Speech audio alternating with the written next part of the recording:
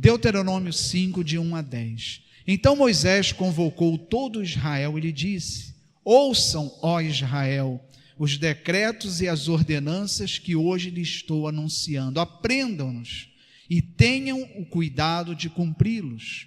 O Senhor, o nosso Deus, fez conosco uma aliança em Horebe. Não foi com os nossos antepassados que o Senhor fez essa aliança, mas conosco, com todos nós que aqui hoje estamos vivos.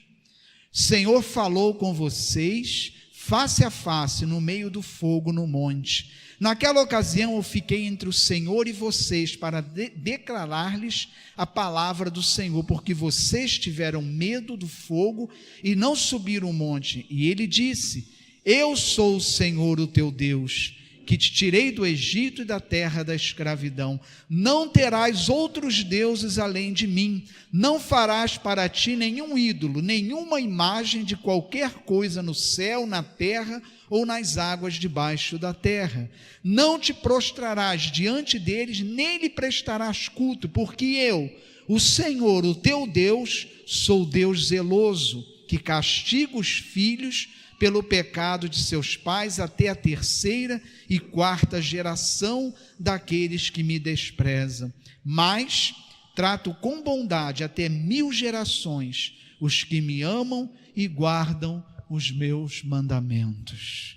Senhor Deus, que a tua palavra, Senhor, transforme a nossa vida e que a minha vida, Senhor, seja usada por ti, porque importa, Senhor, que tu fales e que tu ministres ao nosso coração.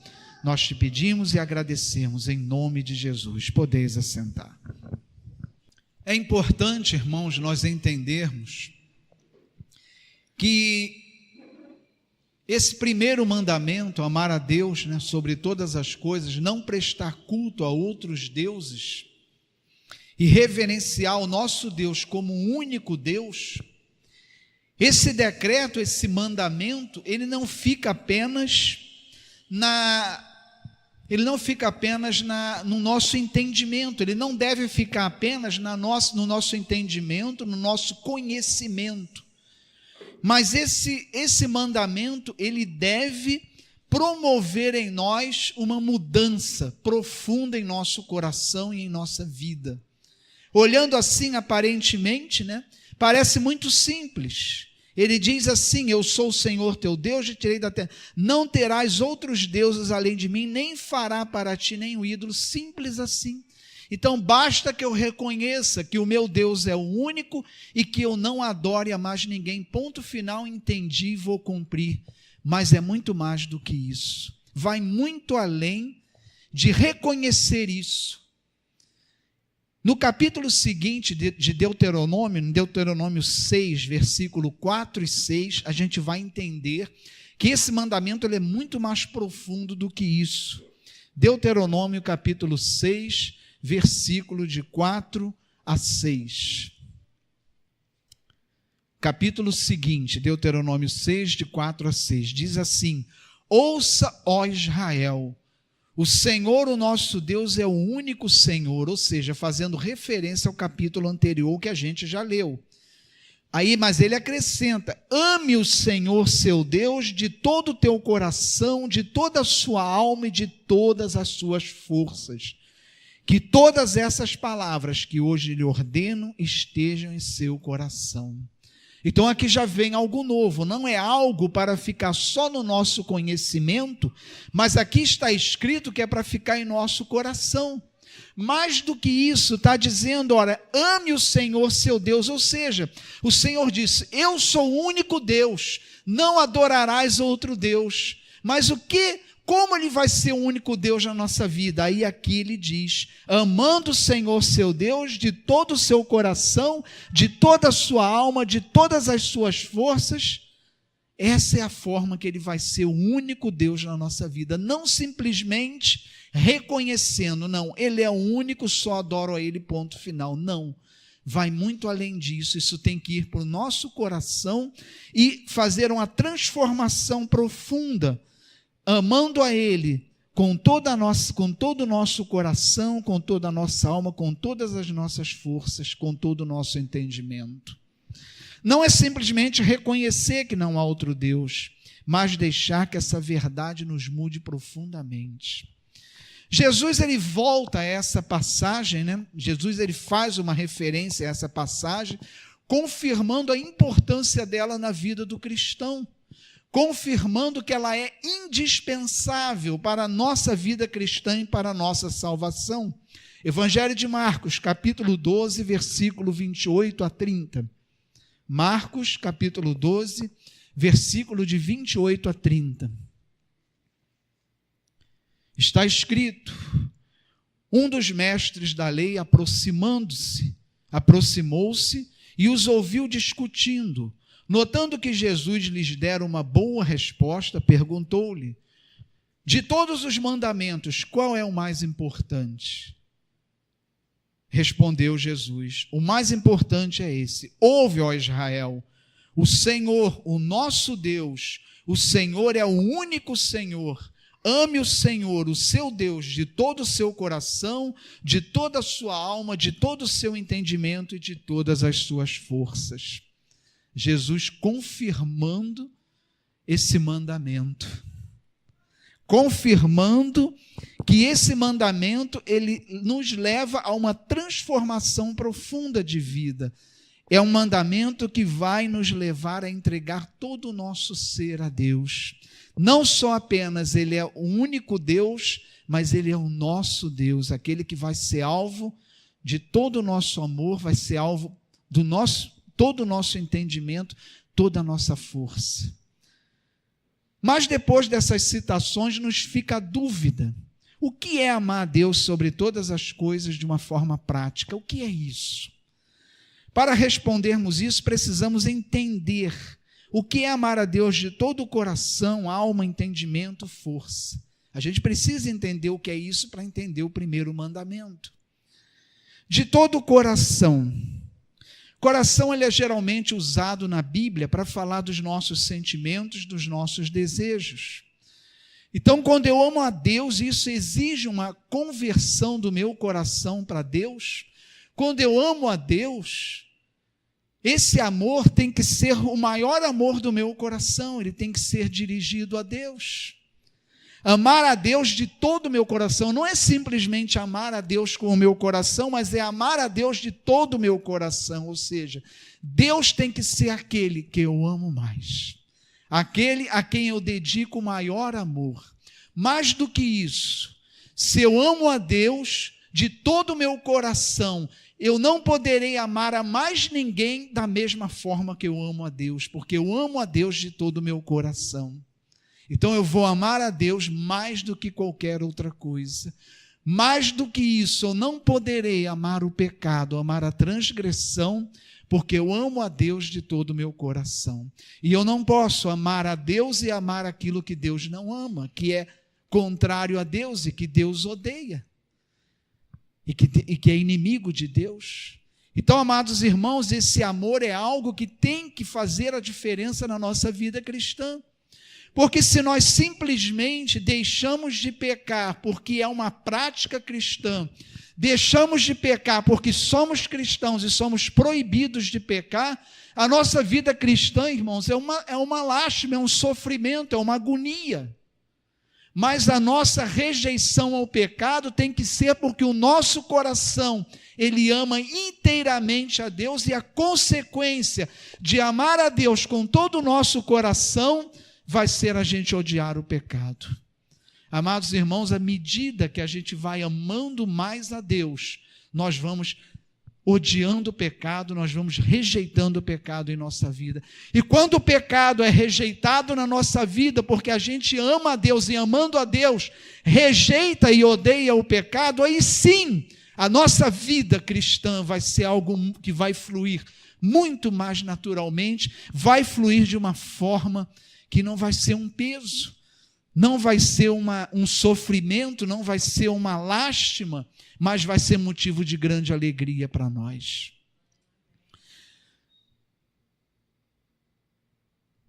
Para nós amarmos a Deus, nós precisamos conhecer a Deus, conhecer a sua vontade. O grande problema hoje é que as pessoas não entendem que nós não somos o dono da verdade. Eu Paulo, eu não posso ter a plena consciência de tudo que é certo e é errado, porque a nossa visão, nós não temos a plena visão. Nós enxergamos em parte, só Deus tem o pleno conhecimento e a plena visão. E só Deus tem por isso só Deus tem a verdade. Então, a referência do que é certo e errado para a minha vida é a palavra de Deus. Então, à medida que eu conheço essa palavra, e mais à frente vamos falar sobre isso, que o estudo da palavra está intimamente relacionado ao primeiro mandamento, que é amar a Deus, a gente vai ver isso mais à frente. À medida que eu conheço e eu busco a Deus, e por amor eu busco a Deus, e aonde encontramos Deus? É na oração e na palavra. Na medida que eu faço isso, eu vou entendendo o que Deus ama, e eu vou amar aquilo que Deus ama. Porque se eu amo alguém, eu não vou amar também aquilo que a pessoa rejeita. Deus, ele não pode amar o pecado. Deus ama o pecador, mas o pecado ele não pode amar, porque o pecado é tudo aquilo que é inimigo e contrário à natureza de Deus. Por isso, irmãos, o nosso coração ele tem que estar plenamente convertido, amando a Deus de todo o coração, ou seja, eu amar a Deus com toda a minha capacidade de amar. Não quer dizer com isso que eu não vou amar a minha esposa, a minha família, meus filhos, meus pais, mas aquele que eu vou amar de todo o coração é meu Deus. Ninguém pode ser amado na minha vida mais do que Deus. Queridos irmãos, não tem como nós declararmos o nosso amor para Deus se nós não o amamos de todo o nosso coração. Deus, ele não pode estar na mesma linha, né? Ser avaliado, né? na mesma forma de amor que a gente ama as outras pessoas, ou que a gente ama outras coisas. Deus, o amor que nós temos que dedicar a Deus é com todo o nosso coração.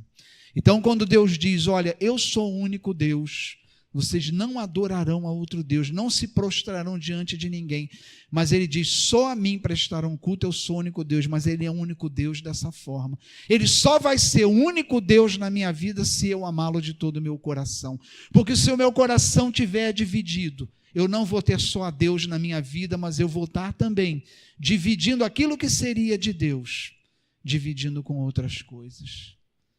Percebam, irmãos, como eu já disse, não vou deixar de amar minha família, meu cônjuge, minha cônjuge, mas o único a que eu vou amar de todo o coração é Deus.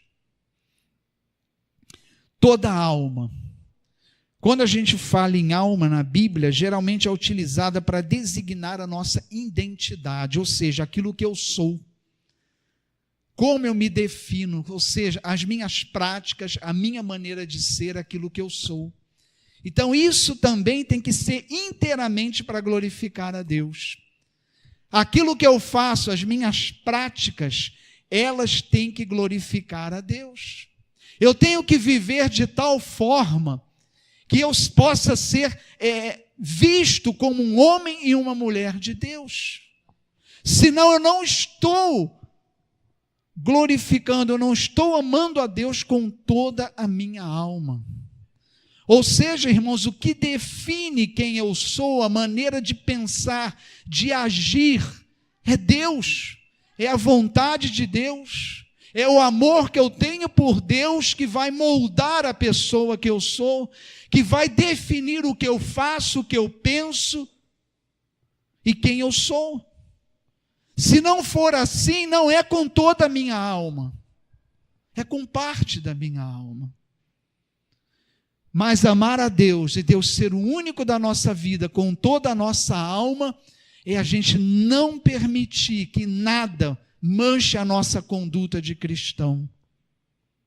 Amar a Deus com toda a nossa alma exclui toda a prática pecaminosa da nossa vida. E Amar a Deus com toda a alma tem muito a ver com amar a Deus de todo o coração, está diretamente ligado, porque se eu amo a Deus de todo o coração e com toda a minha alma, eu rejeito, não tem como eu não rejeitar práticas na minha vida que não sejam cristãs. Eu não tenho como estar diante de Deus e dizer que eu amo, que Ele é o Senhor da minha vida, se a minha conduta, ela não é inteiramente para Deus. Se o que me identifica, a minha maneira de ser, não é aquilo que Deus quer que eu seja. E isso é muito sério, irmãos. Isso é muito sério. Porque isso é um mandamento, percebo, irmãos, nós estamos falando de mandamento. E tudo que é contra o mandamento é pecado grave. Isso aqui é um mandamento. Deus falou, olha, eu sou o único Deus. E quando ele diz, não prestarão culto a outro Deus, ele quer dizer que todo o seu ser é meu. Eu sou o Senhor da tua vida, então todo o meu coração é teu. Você vai me amar de todo o coração. E você vai me amar com toda a sua alma, ou seja, a sua atitude ou é de cristão ou não é de Deus.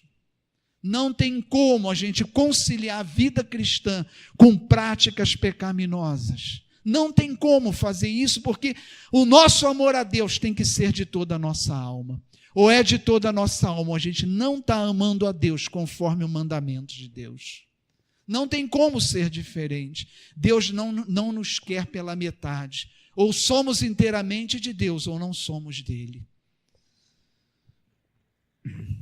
Nossa alma, ou seja, quem verdadeiramente somos, sofre a influência da nossa carne e do nosso espírito. Quando a gente fala de alma, ou seja, a alma é onde está os nossos sentimentos, a nossa maneira, as nossas emoções, aquilo que nos define, como eu falei, mas isso é influenciado tanto pela nossa natureza humana, que é decaída, como é influenciado pelo Espírito, pela nova natureza que recebemos em Deus. E Paulo fala disso de uma forma brilhante. Em Gálatas, capítulo 5, versículo 16 a 25, Paulo vem falar isso. Ele vem falar justamente que a nossa alma, nós temos que amar a Deus de toda a alma, e para fazer isso, Paulo explica como nós temos que agir para que a gente possa amar a Deus de toda a nossa alma. Gálatas, capítulo 5, versículo 16 a 25. Paulo aqui dá uma lição, ele explica na prática como nós temos que fazer para amar a Deus com toda a nossa alma. Ele diz assim: por isso digo, vivam pelo Espírito e de modo nenhum satisfarão os desejos da carne, pois a carne deseja o que é o contrário ao Espírito, e o Espírito que é o contrário à carne. Eles estão em conflito um com o outro, de modo que vocês não fazem o que desejam. Mas se vocês são guiados pelo Espírito, então não estão debaixo da lei. Ou seja, nada na lei vai nos condenar se a gente age pelo Espírito, porque o Espírito age conforme a vontade de Deus. Quando nós agimos pela nossa nova natureza e não pela nossa carne decaída, não estamos sujeitos à lei, porque a nossa vida ela é conforme a vontade de Deus. Por quê? Nós vamos amar a Deus com toda a nossa alma. Nossa maneira de ser e de proceder vai glorificar a Deus. E ele continua: mas se vocês são guiados pelo Espírito, não estão debaixo da lei. Ora, as obras da carne são manifestas: imoralidade sexual, impurezas e libertinagem, idolatria, feitiçaria, ódio, discórdia, ciúme, ira, egoísmo, dissensões, facções, inveja, embriaguez, orgias e coisas semelhantes. Eu os advirto, como antes já os adverti, que os que praticam essas coisas não herdarão o reino de Deus. Ou seja, se a nossa alma, se nós não amamos a Deus com toda a nossa alma, nós não herdamos o reino de Deus. Porque nós somos chamados a ser testemunhas de Cristo. Então a nossa alma ela tem que estar rendida a Cristo. Quem vai determinar, vai nos definir e determinar o que somos, o que fazemos e o que pensamos, é a nova natureza que está em nós. E amados irmãos, a gente pode dizer, irmão, mas fazer tudo isso aí só Cristo. Ele é Deus, Ele pôde fazer, e nós humanos. Aí eu me reporto ao culto das mulheres de ontem, que a minha esposa, ela pregando, trouxe isso. lembrando que Paulo, né, ele disse isso, olha, já não sou eu que vivo, mas é Cristo que vive em mim. Paulo era um homem como nós, e ele já vivia de tal forma, que já não era ele que estava vivendo, mas era Cristo, ou seja, quem olhava para Paulo, via claramente a pessoa de Cristo, na pessoa que ele era, no que ele fazia, no que ele falava e como ele agia. E ele era um homem como nós. E por que ele conseguiu? Porque isso não depende da nossa capacidade, mas isso é dado por Deus a nós. Por isso nós temos que buscar isso em Deus, por isso é importante uma vida na presença de Deus, de oração e de leitura da palavra. E tudo isso nos é dado por graça. Deus quer nos conceder isso, e Deus faz isso com tremenda alegria para nós. Basta que a gente busque, basta que a gente procure isso no Senhor. De todo o entendimento, amar a Deus de todo o nosso entendimento. O entendimento ele está ligado àquilo que sabemos, né? Aquilo que a gente aprende, aquilo que nós construímos como saber na nossa vida, isso está ligado. E isso também é para glorificar a Deus. Deus ele se revela a nós, Deus quis se revelar a nós, ele se revela pela palavra, ele nos deu sabedoria e entendimento para que a gente possa receber a revelação. Então, amados irmãos, é importante na nossa vida o saber, ninguém duvida disso. Eu falava pela manhã que hoje nós carecemos de pessoas que tenham conhecimento em diversas profissões. Como é raro hoje você chegar diante de um profissional que você fala, olha, puxa vida, eu fui bem atendido porque ele sabe o que está fazendo. Hoje está tão raro isso, porque o saber ele não tem sido buscado como prioridade. Muitas pessoas entram na escola, mas preocupadas em se formar e no que vão ganhar com que se formaram, mas não estão preocupadas em ir além do que a escola está dando para sair dali dominando e sabendo o que está fazendo. Então, amados irmãos, é importante o saber, mas o nosso saber ele tem como prioridade, ele tem que ser prioridade para nós buscar o conhecimento de Deus. Tem que ser prioridade para nós.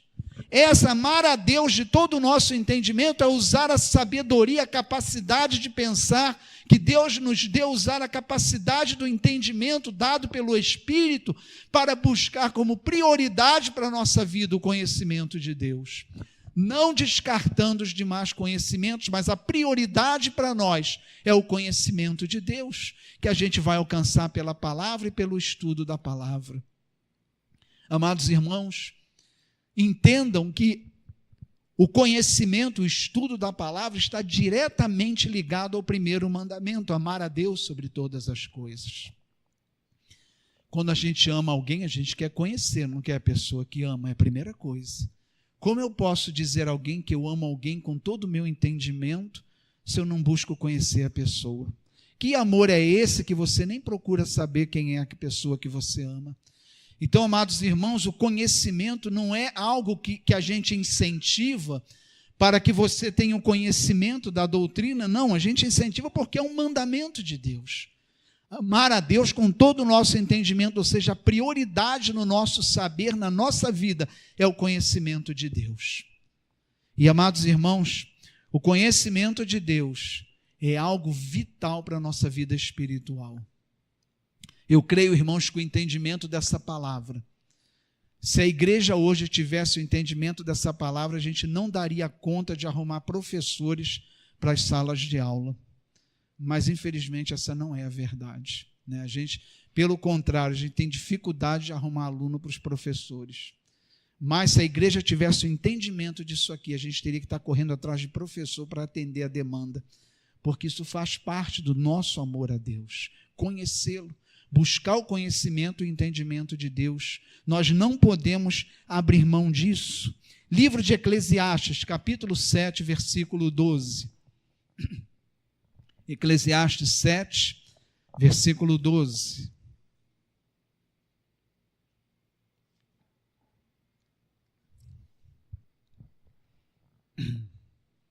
Diz assim: a sabedoria oferece proteção, como faz o dinheiro, mas A vantagem do conhecimento é essa: a sabedoria preserva a vida de quem a possui. Quem tem sabedoria preserva a sua vida. Se você tem o conhecimento, se você usa o seu entendimento como prioridade para Deus, amando a Deus com todo o seu entendimento, ou seja, a prioridade do meu conhecimento é as coisas de Deus, você vai estar guardando a sua vida. Porque essa palavra, irmãos, e Jesus falou isso para os discípulos: vocês já estão limpos pela palavra que eu lhes anunciei. Quando você está lendo essa palavra está te santificando. Tem poder aqui. Você não está lendo esse livro como um livro qualquer, ele santifica. Esse livro tem poder para transformar a nossa vida. E para terminar, de toda a força. A força é a energia de vida que Deus nos dá. Devemos usá-la ao favor do reino de Deus também. A força é algo que todos nós temos, né? Todos nós temos força. E uma vez ou outra na vida, essa força é demonstrada, muitas vezes diante de uma batalha, muitas vezes com o objetivo de alcançar um sonho na nossa vida. A gente mostra essa força interior que nós temos, que Deus nos deu, e por outras muitas razões, mas a palavra hoje está nos dizendo que com toda a nossa força a gente tem que amar a Deus. Ou seja, irmãos, cristão não é um desfalecido, não. Cristão não é um coitado, não. Tentação na vida do cristão não é queda certa, não. Deus, ele quer ver a gente lutando com todas as nossas forças pelas coisas do reino. É tão triste, né, quando o cristão chega: olha, a carne é fraca, né, eu caí. A carne é fraca, mas o espírito não é. Cadê a sua força? Deus quer que a sua força o glorifique, que você ame a Deus com toda a sua força. Deus, ele nos concede tudo o que precisamos para vencer o pecado, mas ele quer ver a gente glorificar a ele com a nossa força.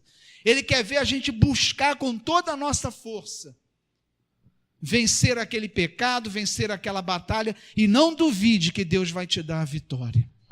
Mas muitas vezes a pessoa chega: não, Deus me dá a vitória sobre isso, mas você não está fazendo nada. Não está fazendo nada. E Deus quer ver a nossa força glorificando, Ele quer ver a gente lutando. Chegar diante de um pecado e não se entregar, falar: eu não me entrego a esse pecado. E se você cair, vai cair lutando, e Deus vai te levantar, e Deus vai te curar daquele pecado, porque você glorificou a Deus com a tua força, você lutou por Deus e pelas coisas do reino. Né? É tão bonito, né, quando o namorado luta para ter uma namorada que está difícil, o pai não deixa, ou qualquer outro problema, pega a bicicleta, anda 7 bairros para chegar na casa da garota, né? Mostra a força interior, né, do que é capaz por aquela pessoa, né? E Deus quer ver a nossa força glorificando Ele, mostrando o nosso amor por Ele, a nossa força. Às vezes a gente tem uma força interior para fazer tantas coisas na nossa vida, e quando é as coisas de Deus, a gente vem assim, ó, para a igreja: vou para a igreja. Tem que ir, o pastor chamou não sei para quê. Vamos lá. E vem assim, gente. Mas chama para outra coisa, opa, vira um monstro, um touro, uma força que a gente nunca viu. Mas a nossa força, ela tem que glorificar a Deus, amar a Deus com toda a nossa força. A gente tem que ser o cristão é um lutador, o cristão é um guerreiro, é um bravo, não é um fraco, não. A gente não está aqui para qualquer pecadinho derrubar a gente, não. A gente não está aqui para cair em qualquer tentação, não. As tentações são para a gente glorificar a Deus com a nossa força e lutar, sabendo que a vitória é dada por Deus. A gente não tem na nossa natureza humana condição de vencer pecado nenhum, porque a nossa natureza humana, ela ama o pecado, e ela quer mais é correr para o abraço. A nossa vitória está em Deus, na nossa nova natureza, pelo poder do Espírito de Deus. Mas Deus quer ver a gente lutando, rejeitando. É assim que a gente mostra a Deus o nosso amor, honrando a Ele com toda a nossa força. Que o cristão seja forte para Deus e para as coisas de Deus, né? Lutar, né, pelos objetivos, pelos alvos cristãos, assim como a gente luta por tantos sonhos na nossa vida, que a gente mostra a mesma força para lutar pelos alvos cristãos. Às vezes a gente nem estabelece alvos cristãos para a nossa vida. Quantos anos se passam e a gente nem estabelece um objetivo de ler a Bíblia toda durante o ano? A gente nem estabelece o compromisso de reservar tal hora do dia para orar a Deus. Porque eu já reservei tantas vezes, mas acontece tanta coisa, eu não consigo, não dá. E eu já comecei a ler a Bíblia tantas vezes e acontece. Cadê a sua força? Mostra a sua força. Não, pode ter um empecilho que for, mas é de Deus essa hora e eu vou mostrar. Eu não abro mão de ler, eu vou lutar contra tudo para fazer isso. Mostrar a força, glorificar a Deus com a nossa força. Porque, gente, as coisas espirituais, elas não caem do céu, a gente tem que lutar. Por isso que Jesus falou, busca em primeiro lugar, ou seja, emprega tudo que você tem nas coisas do reino. Porque não é fácil, não cai do céu não, a gente tem que buscar. E para ter as coisas de Deus, nós temos que mostrar a Deus a nossa força. Deus, Ele quer nos dar, é por graça, favor imerecido, mas nós temos que buscar. Deus só pede isso de nós, busca, batei e a porta se abrirá, buscai e vos será dado. Ele dá, mas Ele só pede isso, busca, só isso, e a gente nem força para buscar, às vezes tem. Então, amados irmãos, que essa palavra nos leve a pensar que o primeiro mandamento, ele tem a ver com o nosso coração, se nós amamos a Deus de todo o nosso coração, ou seja, Deus é quem nós amamos mais na nossa vida. Se nós amamos a Deus de toda a nossa alma, será que o que nos define hoje é a palavra cristão?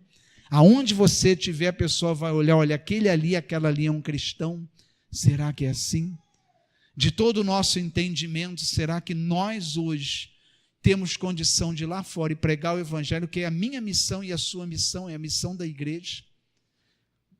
A única ordem que Cristo deu à igreja é anunciar o Evangelho. Ide anunciar o Evangelho. Mas você não pode anunciar o que você não conhece. Então, será que a gente está amando a Deus com todo o nosso entendimento? Será que o que mais a gente tem se dedicado para aprender é a palavra de Deus na nossa vida? Será que a nossa força, tem se manifestado para as coisas de Deus? Ou será que a gente tem sido tão forte para tantas outras coisas, Mas quando é para Deus, a gente é tão fácil de ser vencido, desanimado, Eu vejo uma igreja no mundo hoje tão desanimada, de tantas coisas. Eu lembro que a igreja nos séculos anteriores vivia um fervor muito grande. Será que Deus ficou desligado, não está dando mais à igreja? Não, a igreja que não tem buscado. Ele falou, busca e será dado, bater a porta se abrirá. Deus é uma fonte inesgotável para nós. Se o nosso fervor está diminuindo, é porque a gente não tem empregado a nossa força para buscar a Deus. Que esse primeiro mandamento, irmãos, nos leve a pensar nisso. Colocar a Deus como o único Deus na nossa vida implica numa transformação de vida. Ele tem que ser o primeiro na minha mente, no meu coração, na minha maneira de agir e no meu conhecimento e no meu entendimento. Ou seja, Ele é o primeiro em todo o meu ser, em toda a minha esfera de vida. Amém, igreja? Glória a Deus. Amado Deus e Senhor, nós Te louvamos, Senhor, e para isso viemos aqui nessa noite, para louvar e engrandecer o Teu nome. Nós Te pedimos, Senhor, que o louvor que ministramos aqui, ele permaneça em nossa vida, por aquilo que fazemos e por aquilo que falamos e cantamos, que a gente possa estender esse louvor para a nossa vida lá fora. E que essa palavra também, Senhor, ela nos acompanhe a cada dia. Que ela não seja tirada do nosso coração, mas que ela se transforme em fruto para a nossa vida. Nos guarda, Senhor, diante de todos os perigos e nos livra de todo o mal. Que a bênção de Deus Todo-Poderoso, Pai, Filho e Espírito Santo, desça sobre nós e permaneça para sempre. Amém. Vamos em paz e que o Senhor nos acompanhe. Amém.